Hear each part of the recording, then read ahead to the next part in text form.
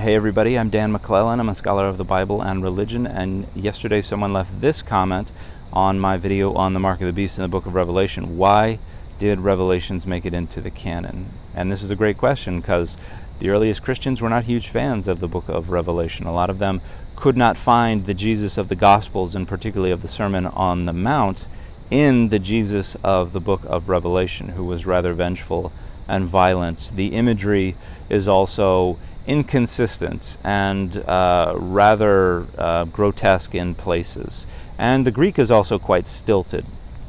Justin Martyr, in the middle of the 2nd century CE, suggested that the John who wrote Revelation was the same John who wrote the Gospel of John, which would have given it an awful lot of authority and inspiration, but other Christians thought there's no way these are the same author.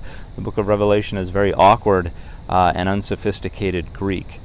And what changed was Athanasius of Alexandria used the book of Revelation as a tool for structuring power and values and boundaries, particularly in his battles against Arians and other followers of Jesus that he considered to be heretics. And he was one of the first to suggest that the beast and the opponents of Jesus and the followers of Jesus in the book of Revelation could be identified as other followers of Jesus. And in his festal letter that he wrote at the end of the 4th century CE, which became probably the single most authoritative early canon list, he finished the list off with the book of Revelation, and then in the style of the book of Revelation prohibited adding to or taking away from his list. And his list is more or less what would become approved by the later councils that ended up authorizing the canon, basically putting a rubber stamp on the lists that were compiled by those who went around asking the churches what text they used in their services. And so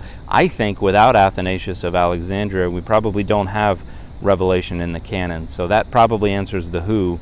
And the why probably has to do with the fact that the book of Revelation goes a long way to facilitating the structuring of power, values, and particularly boundaries for followers of Jesus, helping to identify who's in and who's out, who's doing enough and who's not. And the fit for this video is still, LeVar Burton says, read banned books.